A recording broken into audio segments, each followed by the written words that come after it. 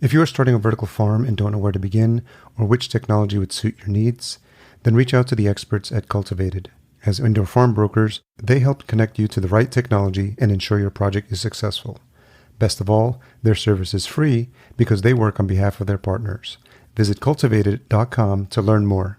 And that's spelled cultivatd.com, or click the link in the show notes. Yeah, I think a lot of it ties back to personal values, that were inculcated in me at a young age. I think professionally, I definitely came at it a little bit more from a climate change and sustainability lens, just reading about extreme drought conditions and water shortages, and that agriculture is the largest consumer of land on the planet and the largest consumer of fresh water, and just all these other issues around environmental sustainability.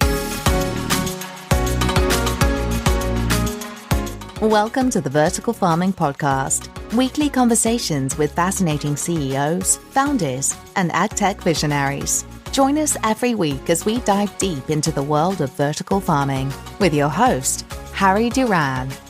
Vertical Farming Podcast, Season 5, welcome back. If this is your first time listening, I'm sure you are in the right place. This is the one where we speak to fascinating CEOs and founders of the leading vertical farming companies from around the world. I'm your host, Harry Duran. I'm coming to you from Minnesota, specifically Brainerd, Deerwood, northern Minnesota, parts of the state that are relatively new for me. I've only been a resident of Minnesota for probably about 3 years, and it's been fascinating as someone who grew up in New York and lived in LA and very familiar with big cities to acclimate myself to life that's lived at a more slowed down pace. For me, it's sometimes a little different. So I have the benefit of being up here by a lake, and wanted to make sure I got this episode out and share a little bit of what's been happening in my world. Also attended the PodFest conference in Orlando, and I'm actually looking forward to making time to get to the Indoor AgTech conference in New York City at the end of June. That's still 50-50, so if you do see my face, then obviously I was able to make it, but I do have some past guests and friends that are going to be attending. So given that my family's in Yonkers, I may actually try and see if I can make it there. So if I do, it'll be nice to connect with you. In case you missed last week's episode, I spoke with Vani Estes, VP of Innovation at the Produce Marketing Association. She's driven by a passion for agriculture, sustainability, and wanting to make an impact on serious issues such as climate change and broken supply chains, and we had a really fascinating discussion on all things plant pathology related, educating consumers on vertical farming, promoting diversity, well-received interview and episodes, so make sure you check that out. This week I speak to Viraj Puri.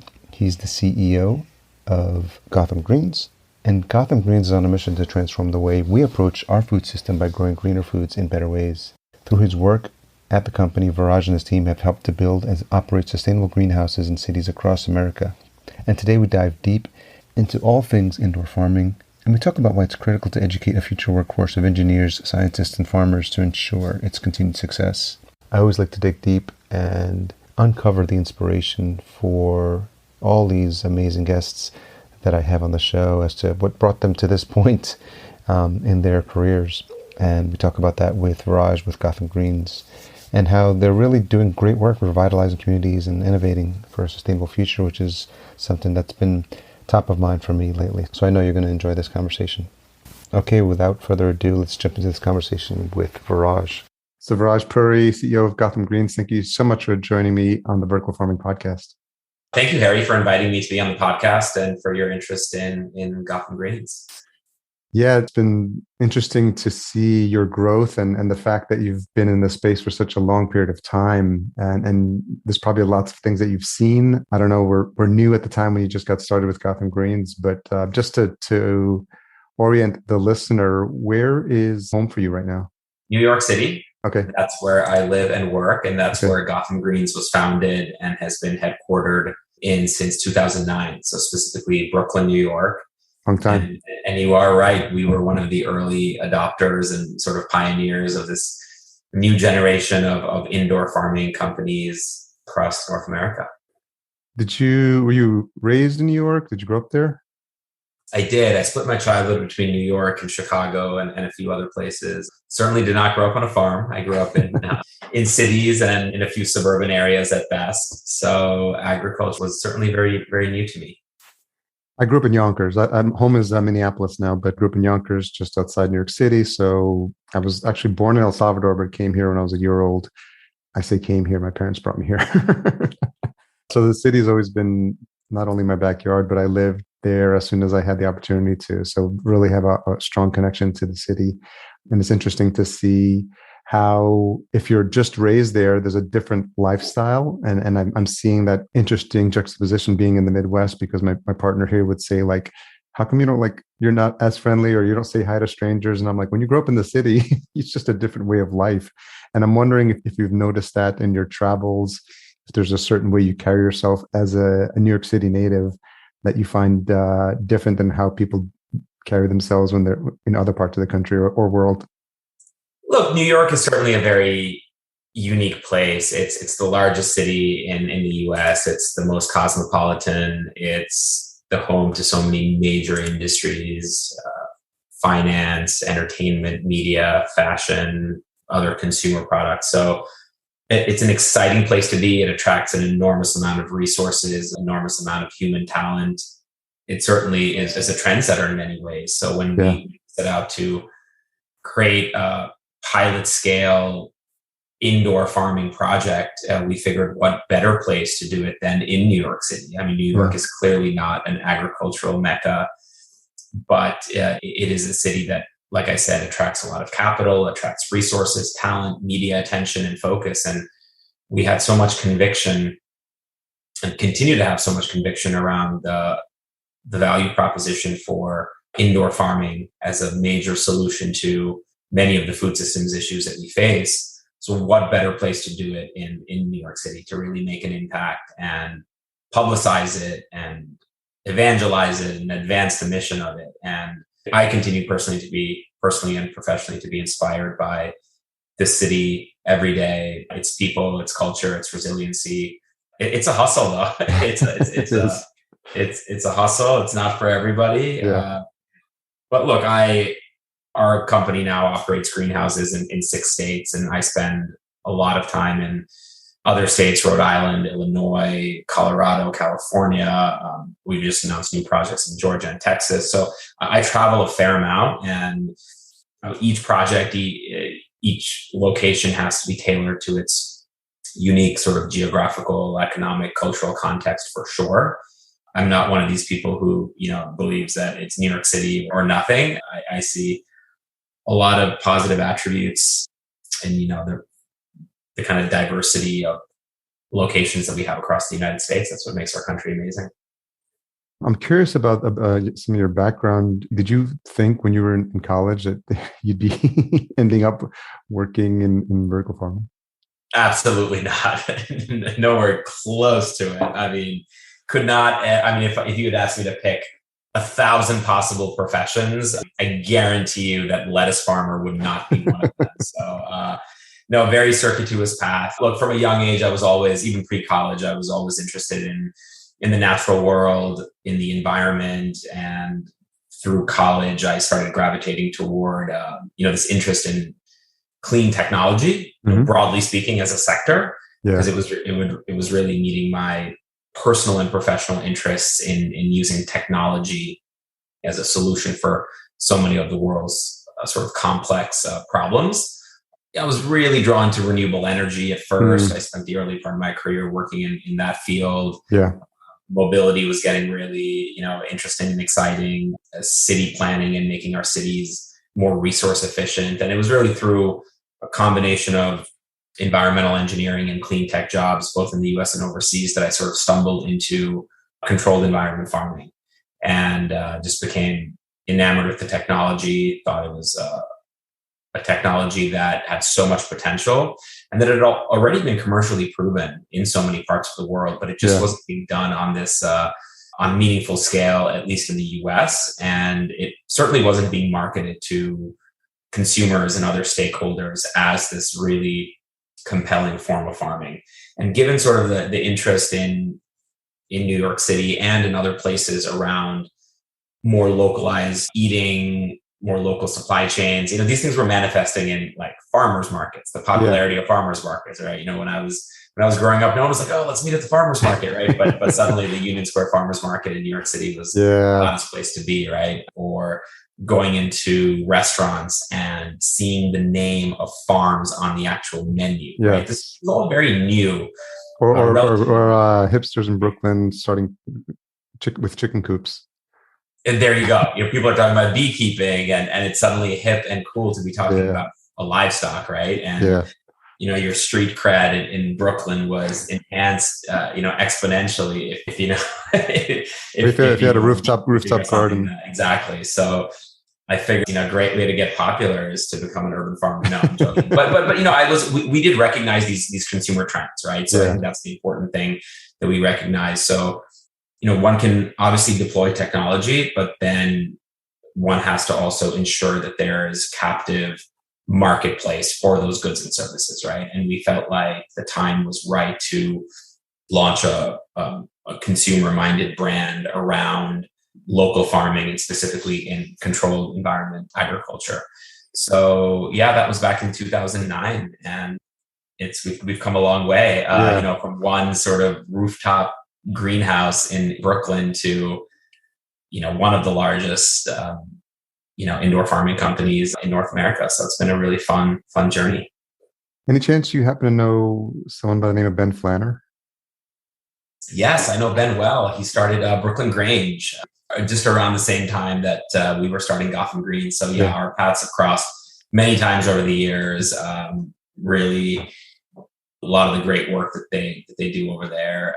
What's really cool about, and sometimes urban farming and vertical farming or indoor farming get used synonymously or interchangeably, but they're really different, right? Because controlled environment farming or indoor farming doesn't necessarily have to be urban, right? Yes. It tends to be, but it doesn't have to be, right?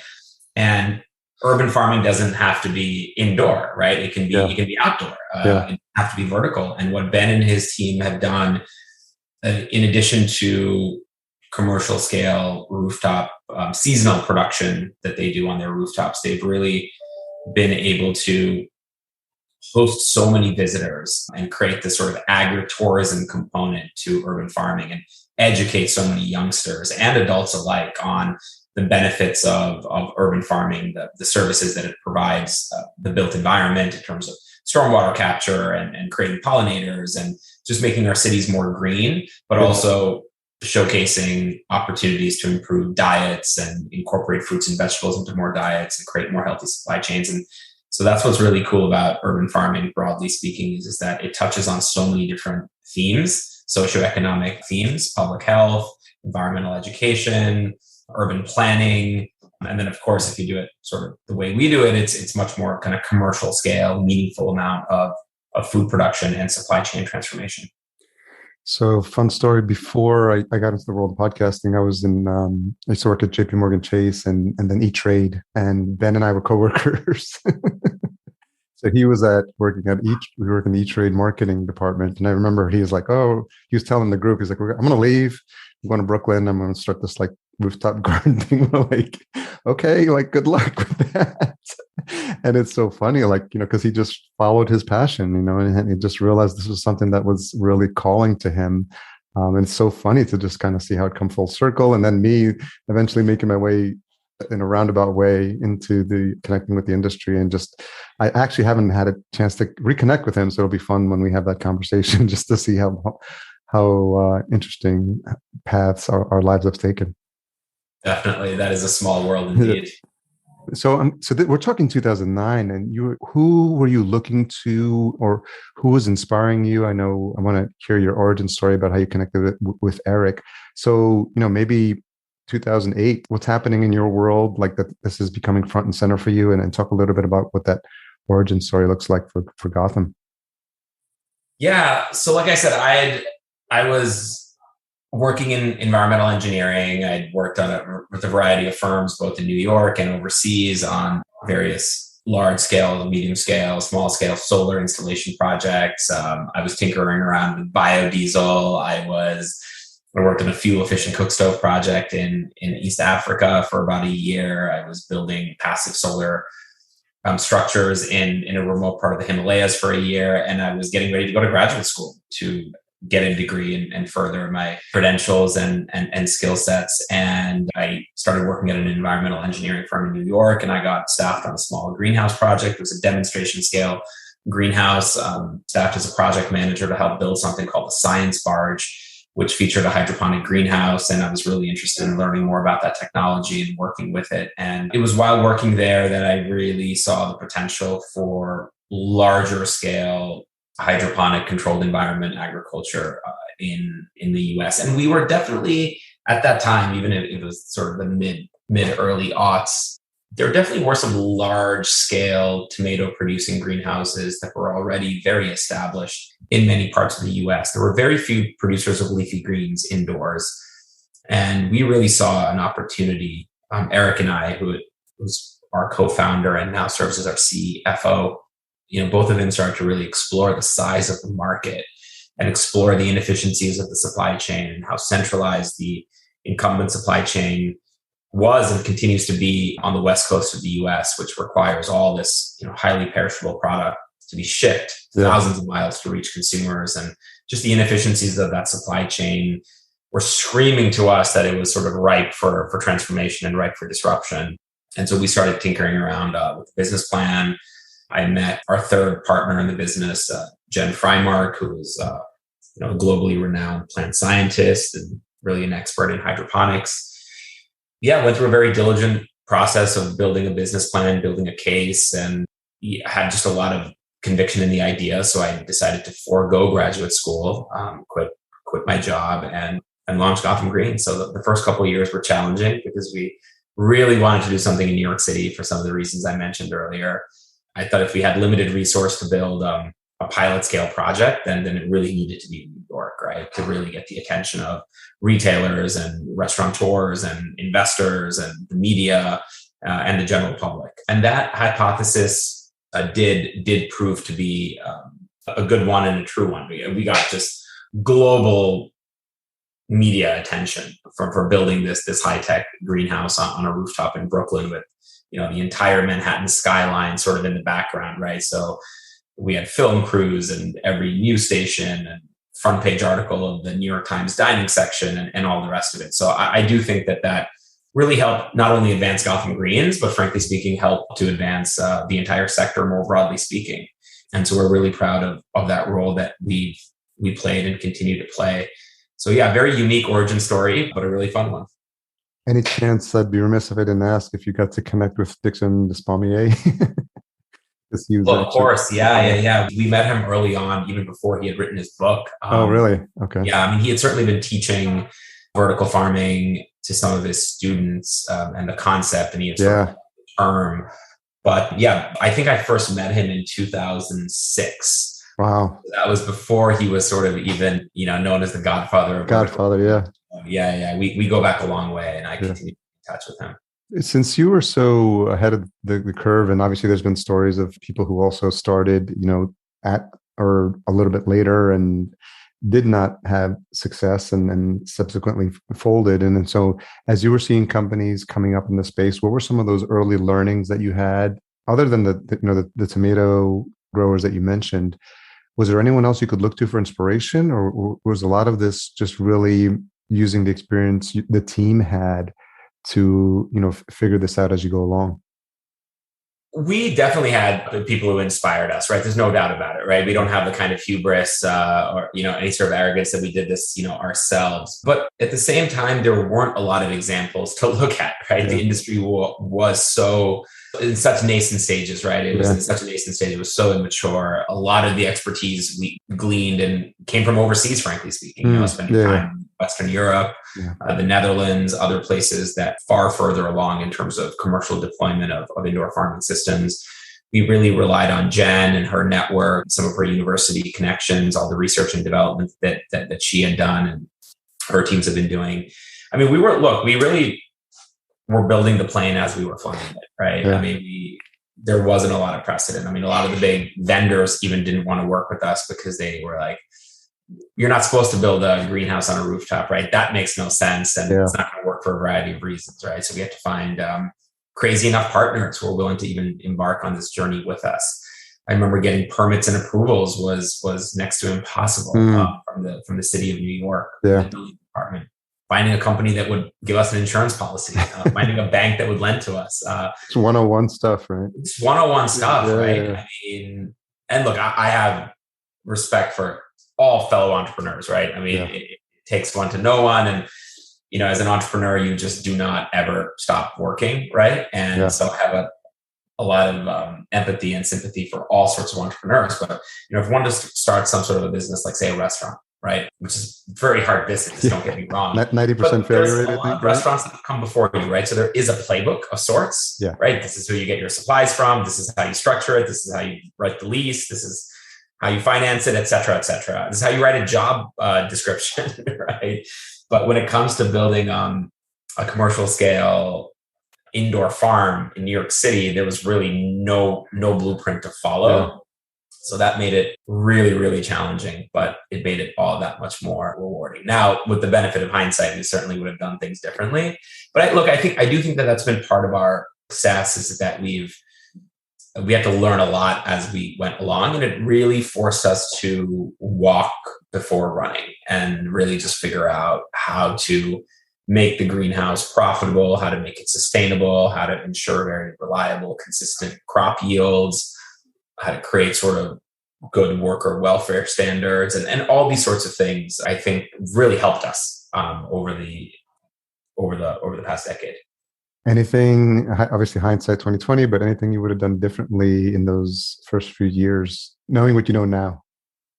Yeah, I mean, so many things. Look, I think one of our biggest strengths is having a diverse team, right? The fact that I have co-founders, the fact that we have complementary skill sets. I think that's something that's incredibly important. And with the benefit of hindsight, would have even brought on even more people early on.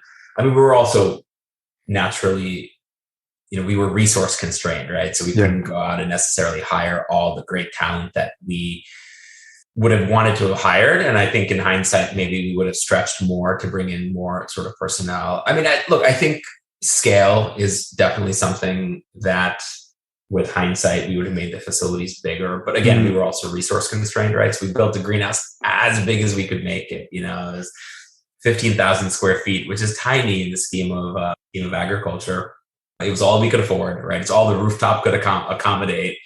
But literally within 2 months of opening, we were completely sold out of birds, right? The demand was, 10 times that of what we were able to produce. And we were like, man, this just took 2 years of our life to build this thing, and it's already at capacity. So I think with the benefit of hindsight, we would have probably made the facilities a little bit bigger. But again, there's pros and cons, and it really allowed us to hone in on our unit economics and our operating procedures and really how to, run a very sustainable enterprise, which has served us well. I imagine also you're hiring for jobs that previously didn't have like a job description, like you're creating jobs and because you're so early, because, you're sort of, a bit of a pioneer in the space. It's not like all these people were out there doing these types of jobs that you were looking to fill. I think some of them, it's almost like you were creating them as you were going along. Yes, certainly. That's certainly the case. And there was just a lot of people that we had to really convince to join Gotham Greens, to come onto this journey with us. Again, I think we benefited from, as we mentioned earlier, that urban farming was kind of had this edginess to it and this hipness to it. So I think that certainly attracted some great people to the organization, and really this commitment to environmental sustainability also spoke to a lot of job applicants and people who are still with us today. We were and continue to be a mission-driven organization that's deeply rooted in this ethos of trying to make the world a better place and to use fewer resources to produce more food, to produce healthier food, to incorporate more plants and fruits and vegetables into one's diets, and to making a positive impact in the communities in which we locate our facilities. So I think that resonated certainly with a lot of people. But I think more broadly speaking, you are touching on a theme that I think is an important one, which is for this sector to really grow and thrive, certainly at the pace and the scale that we all want. We are going to need a lot more skilled personnel, right? I think there is a dearth of technical talent that really has the combination of horticultural and engineering expertise that the sector really requires.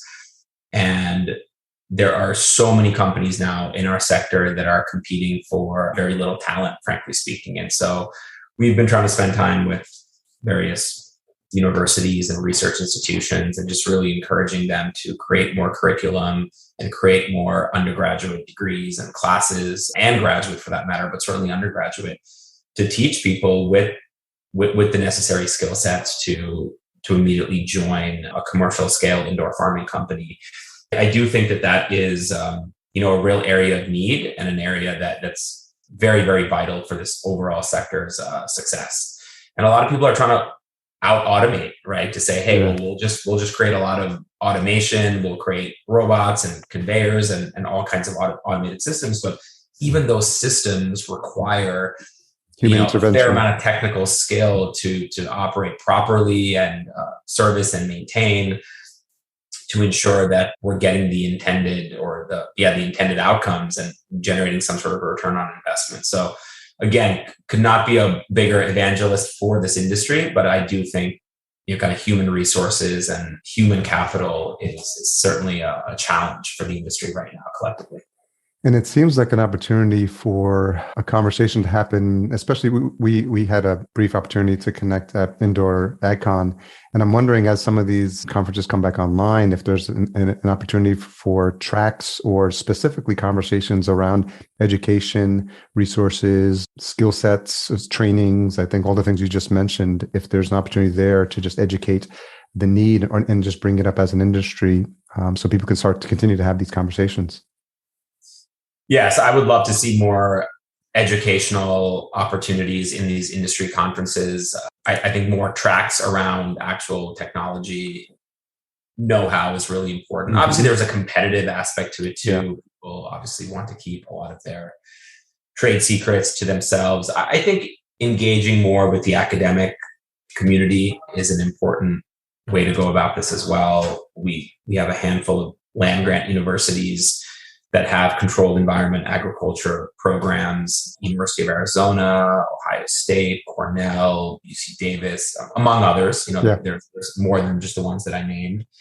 And I think those faculty members and administrators are also seeing the amount of investment that is going into this sector globally, just broadly speaking in ag tech, right? But even more specifically into indoor farming. So I think that's also signaling to them that this is an industry that's growing, and we need more talent, right, to serve that industry. So we actually co-located one of our newest greenhouses with the University of California, Davis. We bought the land from the university and entered into a partnership with them to collaborate on research and development and staff training, sort of training of graduates and getting them involved into our organization. So we see a very bright future ahead there. They're one of the most prestigious and well-known agricultural universities in the world. So that's really cool. And we're continuing to do work with University of Arizona, Ohio State, Cornell, and others. So, and I know many of our peers are as well. So really happy to see that. And I think that's going to be very key. One of the things you talked about was Gotham Greens' mission, Raj, and I can see from the jobs you've held previously and the things that were attractive to you in terms of what you want to study and spend your time on. Can you talk a little bit about why that's important for you and where that came from? Is that just something it's been inherent in you as a child, or is that something your parents instilled in you? Where's that sense of mission come from?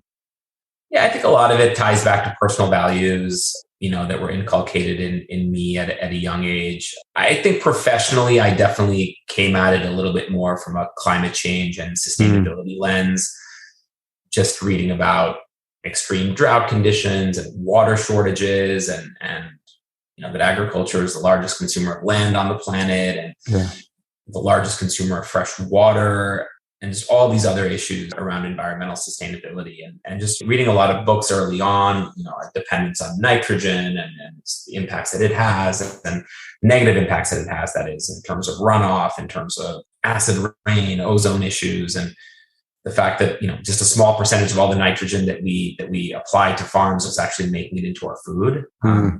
The fact that over 40% of global carbon emissions are attributable to some sort of farming, livestock, clear cutting of land, grazing, these types of things.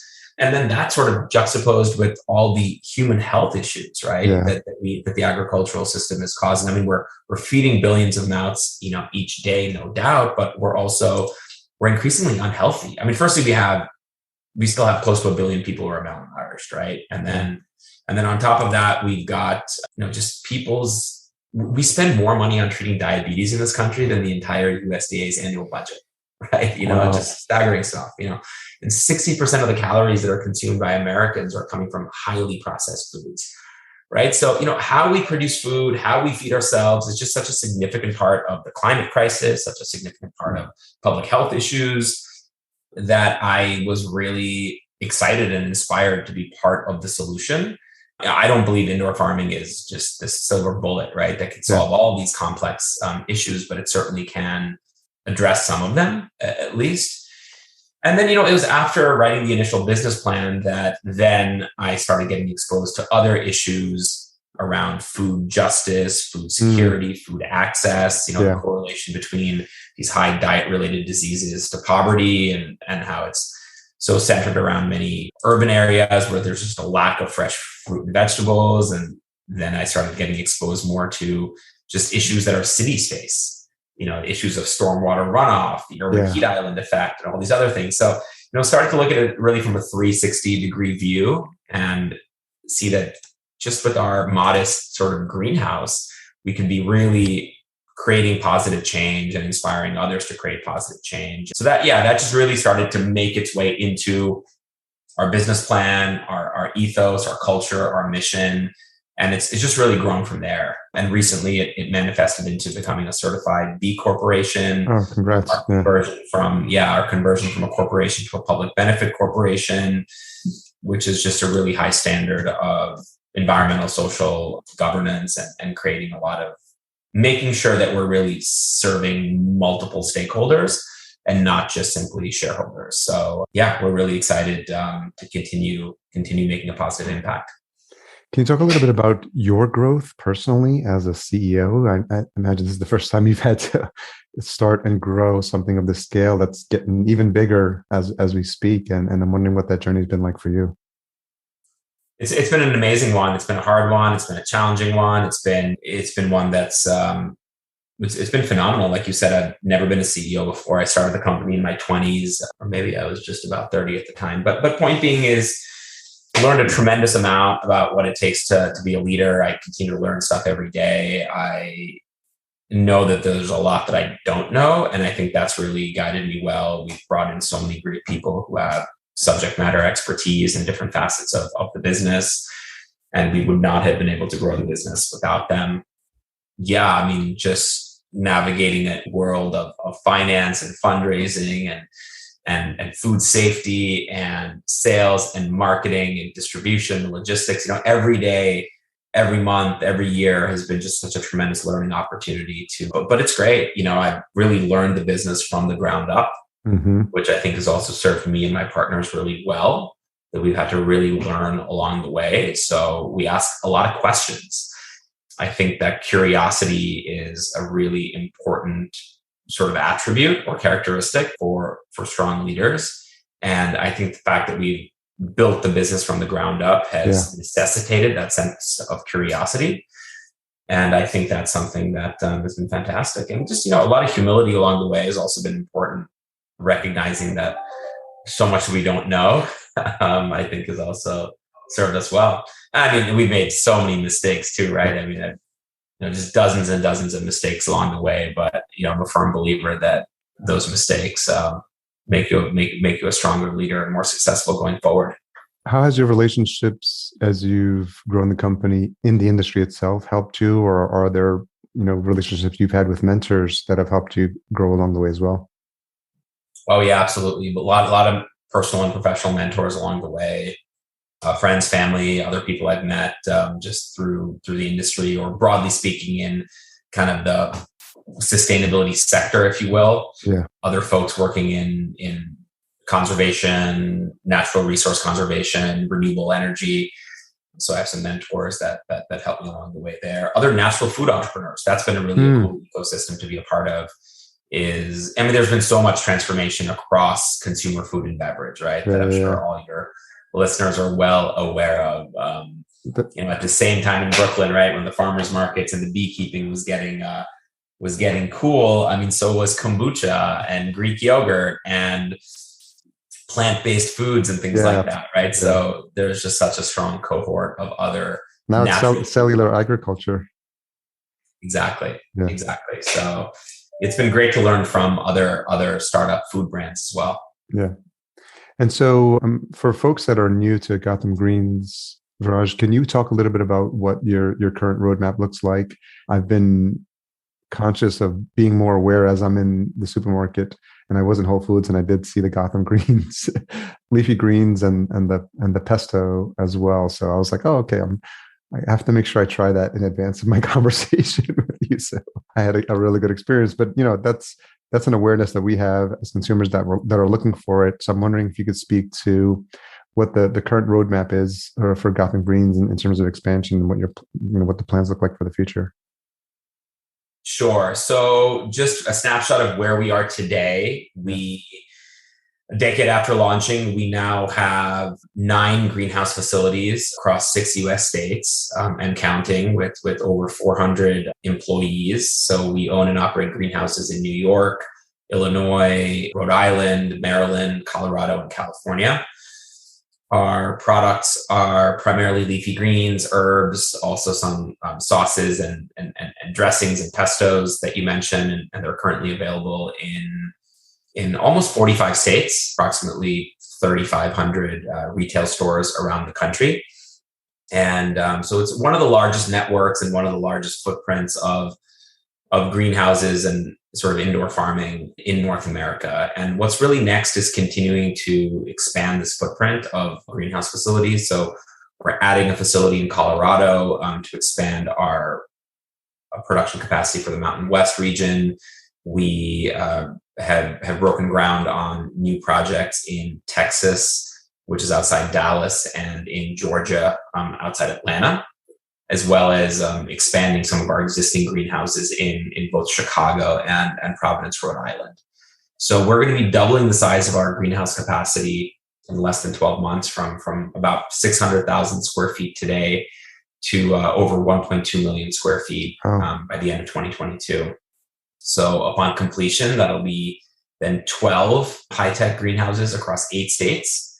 This is just such a large market. And it's so underpenetrated by indoor farms that we just think there's room for growth for a lot of different companies. But we're probably among the fastest growing and have the largest footprint. But again, we can't do this ourselves, nor do we want to do this ourselves. I think this is an industry that's going to have multiple brands and multiple key players servicing such a large market. And given all the headwinds that the incumbent industry is facing in California and Arizona, right? So these are the open field farms, and I'm sure many of our listeners are very familiar with these kind of mega trends. But the water situation is not getting better. The freight and logistics situation is not getting better. Food safety is a challenge. The reliance on migrant farm workers is a challenge. So, and I think a lot of the retailers and the institutional food buyers are all pretty convinced that the future is in much more decentralized kind of indoor production. And now it's really incumbent on us and our cohort peers to now rise to the occasion to meet this tremendous opportunity and actually get these facilities built and get them operating and produce the consistent, reliable crop yields that are expected of us, right? And to do so in a financially profitable way. We've certainly got our work cut out for us, but I certainly see a very bright future ahead. So speaking of your cohort of peers, how happy are you to have the conferences coming back online and that ability to have those connections? I know you run on a panel or two at Indoor AgCon, and there's an event coming up in New York City. Are those events important for you to have those conversations with peers and see what else is happening in the space? I think so. I think they certainly have value. I think it's good to get out there and meet people and see what others are up to and have good conversation. And I also just think from 2 years of staying at home and being quarantined, it's really nice to get out and see people again. exchange notes, and just be inspired by the work that's being done by the entire sector. So, it's hard to get to all the events because there's so many of them, but yeah, to get out to a couple of them a year, I think is fantastic. A couple of questions as we wrap up. What's a tough question you've had to ask yourself recently?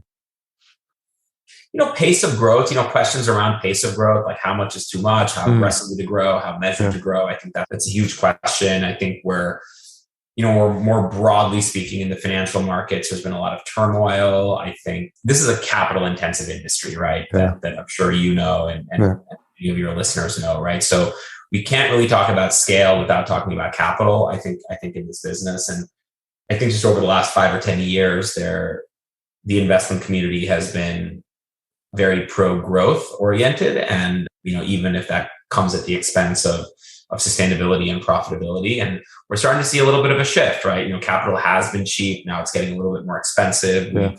We're seeing a little bit more of an emphasis on, at least certainly in the public markets, like what they say is more value stocks and less on sort of growth stocks. And so I think that is something that we think a lot about, how aggressively to grow from a financial fiduciary standpoint, but also from a operation standpoint, right? I mean, we have the benefit of running a decentralized sort of multi-site model for the past 7 or 8 years. So I think we certainly have this inherent advantage, but it's hard running a decentralized operation, right? So I think some of those questions, around that have been, there's no right answer, but those have been some of the more challenging ones to sort of grapple with. So in terms of what's coming up on the horizon and what you have planned, is there anything else you're looking forward to, or where you go to learn more about what's happening in the industry, or are you kind of like just heads down? You got your plate full with what you have on your roadmap? We've touched upon a lot of it. I think that we really just have a lot of work cut out for us. Like I said, as an industry collectively, us and many of our peers have very ambitious expansion plans. We're seeing millions of square feet of different types of indoor facilities getting built. And, I think there's a huge responsibility. We've garnered a lot of media attention, a lot of investor attention. And now I just, again, think we need to deliver now. I think that's really, really important collectively.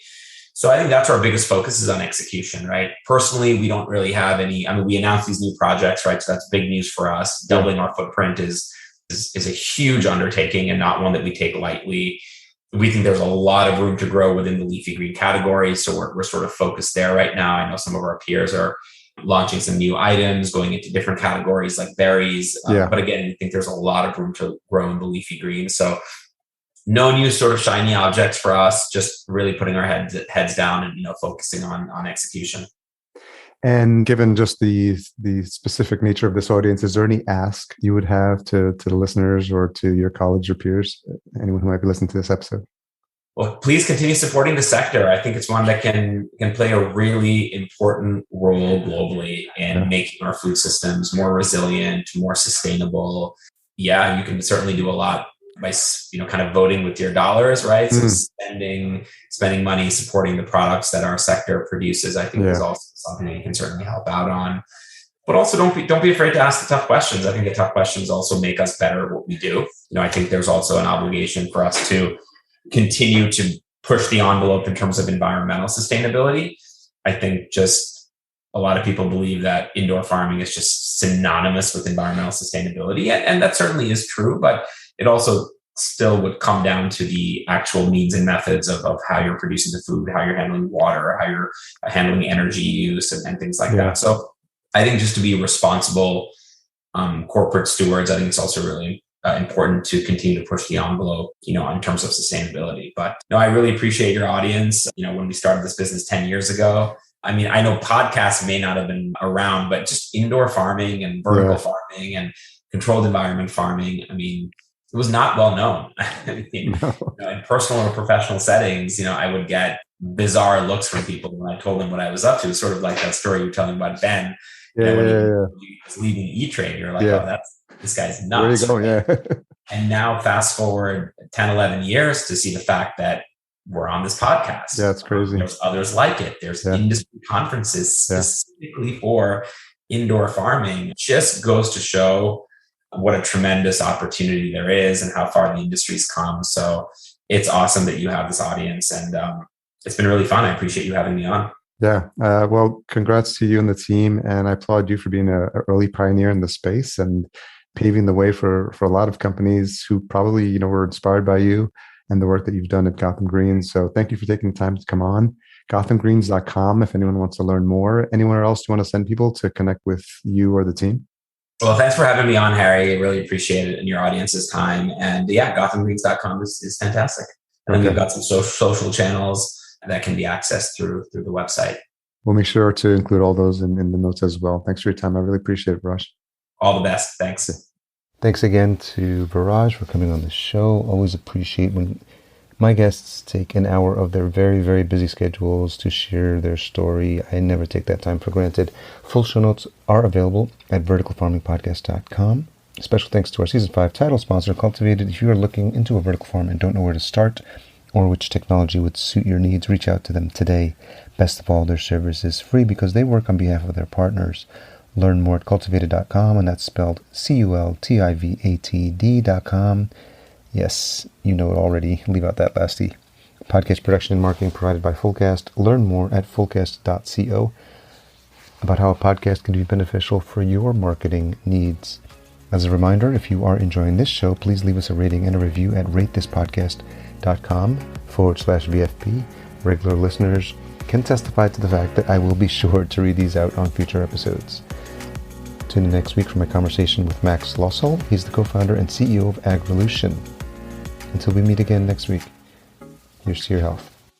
Thanks for listening. To read the full show notes for this episode, which includes any links mentioned in the episode, as well as a full show transcription, visit verticalfarmingpodcast.com. There, you can sign up for our email list to be notified when new episodes are published.